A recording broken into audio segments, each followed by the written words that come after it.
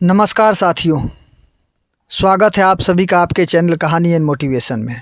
साथियों, आज मैं आप लोगों के लिए एक और बहुत ही प्रेरणादायक कहानी लेकर के आया हूँ। वीडियो को अंत तक ज़रूर देखें। चलिए कहानी की शुरुआत करते हैं। एक पहाड़ की ऊंची चोटी पर एक गरुड़ रहता था।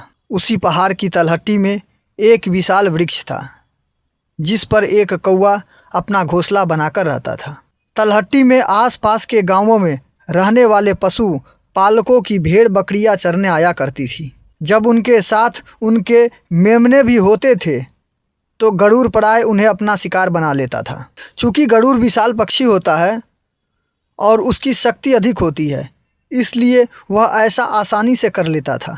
कौवा प्राय यह दृश्य देखता था कि जैसे ही कोई मेमना नजर आया कि गरुड़ अपनी चोटी से उड़ान भरता और तलहटी में जाकर मेमने को झपट्टा मारकर सहज ही उठा लेता। फिर बड़े आराम से अपने घोंसले में जाकर उसे आहार बनाता। कौवा रोज यह देखता और रोमांचित होता। रोज देख देख कर एक दिन कौवे को भी जोश आ गया। उसने सोचा कि यदि गरुड़ ऐसा पराक्रम कर सकता है तो मैं क्यों नहीं कर सकता।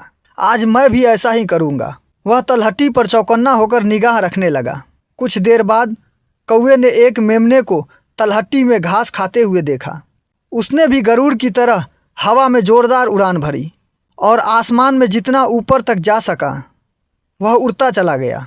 फिर तेजी से नीचे आकर गरुड़ की भांति झपट्टा मारने की कोशिश की, किंतु इतनी ऊंचाई से हवा में गोता लगाने का अभ्यास न होने के कारण वह मेमने तक पहुंचने की बजाय एक चट्टान से जा टकराया।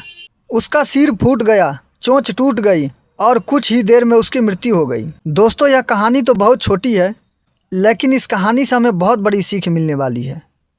सीख यह है कि अपनी स्थिति और क्षमता का विचार किए बिना किसी की नकल करने के विपरीत परिणाम भुगतने पड़ते हैं।